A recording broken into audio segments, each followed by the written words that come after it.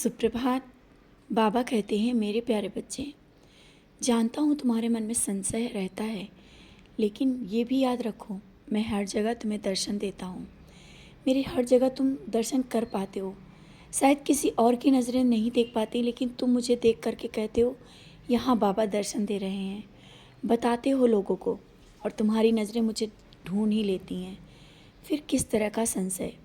जब तुम मुझे ढूंढ लेते हो और हर जगह देखते हो, फिर ये संशय कैसे आ जाता है?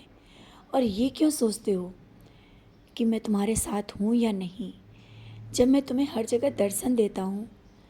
कहीं भी दे देता हूँ दर्शन। आवश्यक नहीं कि मेरी तस्वीर में या जहाँ पर मैं बैठा हूँ वहीं दर्शन दूँ। तुमने देखा होगा, हर जगह जहाँ तुम बैठते हो, यहाँ तक कि जो तुम खाते हो उसमें भी मैंने दर्शन दिया। और इसके लिए आवश्यक नहीं कि तुम क्या खा रहे हो क्या नहीं खा रहे हो, ये तुम्हें बताना चाहता हूँ। मैं तुम्हारे लिए कुछ बताने के लिए आया हूँ। जब मैं दर्शन देता हूँ ना, उस समय मेरा कोई संदेश होता है।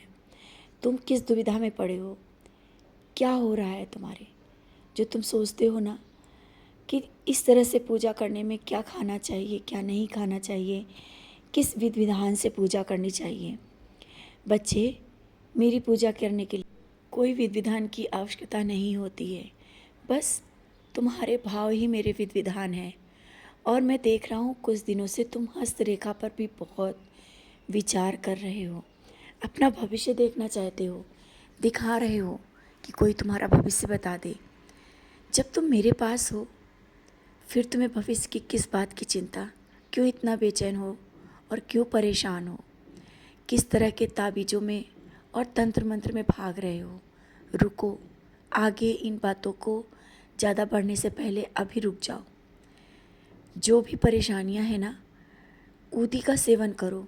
ताबीज़ बनाना है, ऊदी का ताबीज़ बना के बांध लो। सब तुम्हारे घर में है। व्यर्थ के पैसे बर्बाद क्यों कर रहे हो? क्यों लोगों की बातों में आ जाते हो? बेवजह की बातों में आ करके अपने धन को भी खर्च कर रहे हो और समय को भी। समय बहुत अमूल्य है, समय को पकड़ लो। और जो ये तुम्हारे मन में जो विचार चल रहे हैं ना, नकारात्मक विचार, जो कि ऐसे हैं भी नहीं, लेकिन जैसा तुम सोचते हो ना वैसा ही लगता है। तुम्हें लग रहा है कि किसी ने कुछ तुम्हारे ऊपर करा दिया है और तुम ये ताबीज़ और ये जो कुछ पहनने से सही हो जाओगे। ऐसा कुछ भी नहीं है। मैं हूँ तुम्हारी रक्षा कवच। और अगर तुम्हें लगता है तो ठीक है, इतनी जल्दी उतारने की भी ज़रूरत नहीं, पहने रहो। जब तुम्हें लगे कि मेरा रक्षा कवच तुम्हारे पास है, उतार के रख देना जहाँ पर तुम्हें सुविधा लगे या जैसा लगे तुम्हें।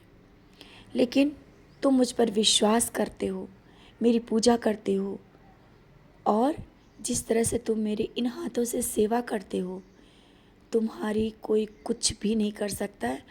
और जो हस्तरेखा दिखाते हो ना, हस्तरेखा तो तुम्हारी उस पल में बदल देता हूँ जब तुम मुझे सेवा करते हो, मुझे छूते हो और मुझे प्यार करते हो। तुम्हारी जो भी रेखाएं हैं, जो भी खुशियों की रेखाएं हैं, वो तो मैं देख रहा हूँ, मैं सही कर रहा हूँ। फिर इन सब बातों से दूर रहो। और जब तुम इस तरह से परेशान हो जाते हो ना कि जीवन में बहुत परेशानियां हैं, कब सुख आएगा? बच्चे, क्या जीवन में कभी अभी तक के तुमने ये नहीं देखा कि मैं हूँ और तुम्हें अपना एहसास भी मैंने दिया, तो खुशियाँ भी आ जाएंगी। खुशियाँ हैं भी, लेकिन तुम अभी उन्हें महसूस नहीं कर पा रहे हो। तुम ज़्यादा की चाहत में बहुत कुछ पीछे छोड़ रहे हो। देखो तुम्हारे पास क्या खुशियाँ हैं, बहुत बड़ी बड़ी खुशी हैं। बस तुम्हें उन्हें समझना होगा, जानना होगा। नौकरी को लेकर के जो परेशानी चल रही है ना, उस बात को लेकर जो घर में माहौल तुमने रखा है, शांत रहते हो, इसको लेकर बहुत लोग परेशान भी हैं। तुम्हारे चेहरे की हंसी मैं भी देखना चाहता हूँ, और वो तुम्हारे अपने भी। समस्याओं का हल मैं कर निकाल रहा हूँ और कर रहा हूँ। तुम चिंता मत करो, तुम बस मुस्कुराओ। जो मुझे अच्छा लगता है तुम्हारा मुस्कुराना। और शिरडी आना चाहते हो, जल्दी ही शिरडी बुलाऊंगा। बहुत ही जल्दी तुम शिरडी आओगे। जब तुम शिरडी आओगे ना, कुछ तुम्हारे अधूरे कार्य पड़े हैं वो बहुत जल्दी पूरे हो जाएंगे। ये मेरा आशीर्वाद है। जिस चीज़ को सोच रहे हो ना कि कार्य हो जाए, तो ये मैं बताना चाहता हूँ कि तुम्हारा शिरडी आने के बाद कार्य अवश्य पूरा हो जाएगा। और कैसे आ पाओगे ये मत सोचो, मैं बुलाऊँगा, तुम चले आओगे, सब इंतज़ाम मैं कर दूँगा। तो बस आज मैं इतना ही कहना चाहता हूँ। अपने विश्वास को मजबूत रखो, भटकाव से दूर हो जाओ,